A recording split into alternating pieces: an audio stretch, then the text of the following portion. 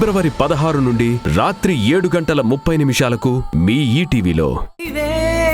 ఇవే జీవన తరంగాలు, ఇవే జీవన తరంగాలు, జీవన తరంగాలు.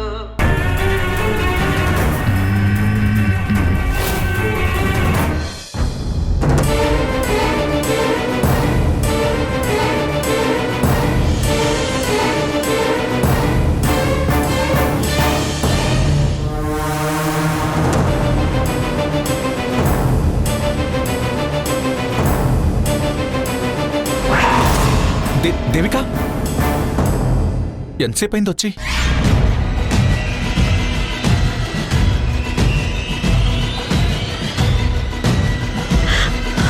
దేవిక,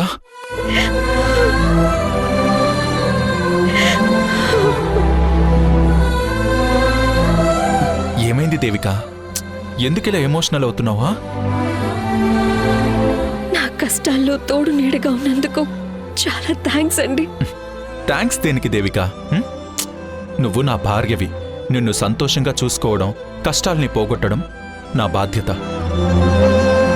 ఏడోకు. తొందరలోనే నీకన్ని సమస్యలు పోగొట్టి హాయిగా ఉండేలా చేస్తాను. చూడు, ఇట్స్ మై ప్రామిస్.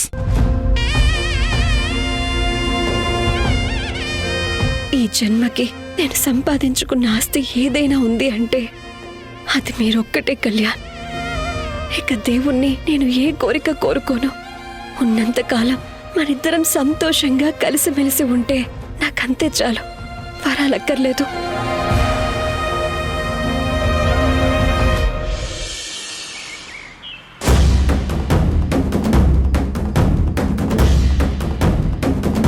ఓహో, ఇదంతా మీ నిర్వాకం అన్నమాట. చూడమ్మా, గత కొద్ది రోజుల నుంచి మీ ఇంట్లో ఏం జరుగుతుందో మీ శ్రేయోభిలాషిగా అన్నీ నాకు తెలుసు. మీ చెల్లెలు పెళ్లి కోసం డబ్బులన్నీ ఖర్చు పెట్టేసి ఖాళీ చేతులతో ఉన్నారని ఈ సరుకులు సహాయం చేశాను. అమ్మా దీప, ఇంట్లోకి అవసరమైన సరుకులు నీకు బామ్మగారికి, మెడిసిన్స్ అన్నీ కరెక్ట్గా ఉన్నాయో లేదో ఒక్కసారి చూడమ్మా. మేము ఖాళీ చేతులతో ఉన్నాము, హెల్ప్ చేయండి అని నేను మిమ్మల్ని అడగలేదే. మరి ఎందుకు ఇవన్నీ తీసుకొచ్చారు? ఏం ఆశించిదంతా చేశారు? అడిగితే చేసేదాన్ని సహాయం అంటారు, అడగకుండా చేసేదాన్ని బాధ్యత అంటారు. మా బాధ్యత తీసుకోవాల్సిన అవసరం మీకు లేదు. మా బాధ్యతలు మేము చూసుకోగలం. ఇవన్నీ వెనక్కి తీసుకువెళ్ళండి. నేను మీవాణ్ణి. మీరు అడగకున్నా చేయడం నా బాధ్యత. నా ఉద్దేశాన్ని అనుమానించకుండా తీసుకోండమ్మా. పిల్లికి భిక్షం కూడా వెయ్యని నువ్వు ఇదంతా ఏమీ ఆశించకుండా నిస్వార్థంగా చేశావు అంటే నమ్మేటంత మూర్ఖురాల్ని నేను కాదు నీలకంఠం. నువ్వు మా చెల్లెలికి శత్రువు అంటే మాకు కూడా శత్రువే. మర్యాదగా ఇక్కడి నుంచి వెళ్ళిపోండి, లేదంటే నేనే ఆ సరుకుల్ని బయటకు విసిరిపారేస్తాను. ఆవేశపడకమ్మా, నీ ఆత్మాభిమానం గురించి నాకు బాగా తెలుసు. పూటకు తినడానికి లేని స్థాయి నుంచి సొసైటీలో నీలకంఠం అంటే ఒక స్థాయున్న మనిషిని అనిపించుకునేలా ఎదిగిన మనిషిని నేను. మీరు ఎంత నీతి నిజాయితీ పరులో నాకు బాగా తెలుసమ్మా. మీరెవ్వరూ చేయి చాచి అడగలేరని ఇవన్నీ తీసుకొచ్చాను. కాదనకుండా తీసుకోండమ్మా. అక్కర్లేదు అని చెప్పానా? మళ్ళీ ఎందుకు సోది చెప్తూ ఇక్కడే నిలబడ్డారు? వెళ్ళండి.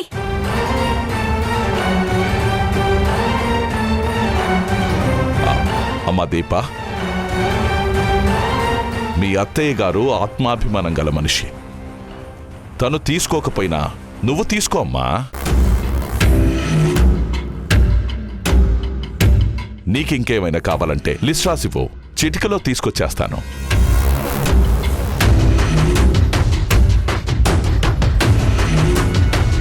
ఇంట్లో ఎలాగో నాకు మెడిసిన్ తీసుకురాలేరు. ప్రెగ్నెంట్ గా ఉన్న నాకు టైంకి అన్నం కూడా పెట్టలేని దయనీయ స్థితిలో ఉన్నారు. కనీసం ఇలా ఫ్రీగా వచ్చిన వాటితోనైనా కడుపులో బిడ్డ ఆకలి తీర్చడంలో తప్పు లేదు. నాకింకా ఏం కావాలో చెప్పేద్దాం. మీ సాయానికి ఒక నమస్కారం. మాలో ఎవరిని ప్రలోభ పెట్టలేరు. అవసరానికి ఆదుకున్నట్టు నటించి తర్వాత మీ అవసరానికి వాడుకుంటారు. మీ స్వార్థం కోసం మమ్మల్ని బలి చెయ్యొద్దు. వెళ్ళండి. ఎంత మాట అన్నావమ్మా? దేవికా మేడం సస్పెండ్ అయ్యి ఇంటి దగ్గరే ఉన్నారు. పవర్ లేకపోతే బల్బే వెలగదు. అలాంటిది పవర్ లేని మనిషితో నాకేం పని? మీ అమ్మగారు మెడికల్ షాప్ దగ్గర పడిపోయిన విషయం మా డ్రైవర్ చెప్తే విని అస్సలు తట్టుకోలేకపోయానమ్మా. ఒకటా రెండా ఇలాంటి అవమానాలెన్నో మిమ్మల్ని చుట్టుముట్టి ముప్పేట దాడి చేస్తూ ఉంటే మీకండగా ఉండి చేతనైన సహాయం చేద్దామని ఉండబట్టలేక ఇవన్నీ తీసుకొచ్చానమ్మా. అసలే ఈ ఇంట్లో నెలలు నిండిన మీ కోడలు. తనకి బలమైన ఆహారం ఇవ్వాలి కదా, సరైన మెడిసిన్ ఇవ్వాలి కదా. కానీ మీ అబ్బాయికేమో జాబ్ లేదు, మీ భర్తకేమో బాధ్యత లేదు. మరి ఇల్లేలా గడుస్తుందమ్మా చెప్పు? మాకు రిలేషన్ కాకపోయినా మా గురించి ఆలోచించినందుకు థ్యాంక్స్ అండి. మా మీద మాటల బాణాలేసేవాళ్లే కాకుండా బాధలు తీర్చేవాళ్లు కూడా ఉన్నారని ప్రూవ్ చేసినందుకు థ్యాంక్స్. ఆపదలో ఆదుకున్న వాళ్లే అసలైన బంధువులత్తయ్య. ఈ సరుకులు తీసుకుందాం, ఆలోచించకండి. దీపా, ఈయన గురించి నీకు పూర్తిగా తెలియదు. ఇలాంటి మనుషులు అందించే సహాయం తీసుకోవడం కన్నా ఇంట్లో ఉన్న గంజి తాగడం నయం. ఈ సరుకులిచ్చి మమ్మల్ని అవమానించాలని చూడకండి. దయచేసి ఒక్క రవ్వ కూడా కింద పడకుండా తెచ్చిన సరుకుల్ని తీసుకెళ్ళండి.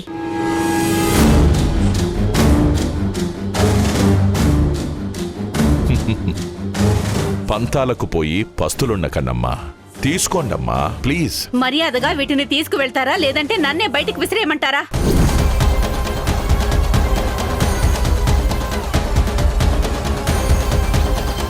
దమ్మిడికి గతి లేకపోయినా ఇలాంటి పావల ఖర్చు లేని పౌరుషాలకేం తక్కువ లేదు. వీళ్ళకి హెల్ప్ చేసిన కలరింగ్తో దేవిక నా మీద పెట్టిన ఫోకస్ని అవుట్ ఫోకస్లోకి కలిపేద్దామనుకున్నాను, కానీ వర్కౌట్ కాలేదు. డ్రైవర్ సార్, విన్నావు కదా?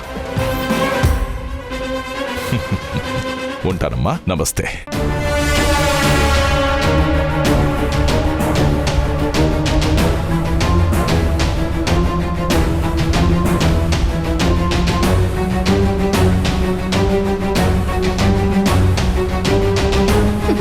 అమ్మ పెట్టను పెట్టదు, అడుక్కొని తిననివ్వదు అన్నట్టు ఇంట్లోకి సరుకులు తేవాల్సిన మగవాళ్లు మొహం చాటేశారు.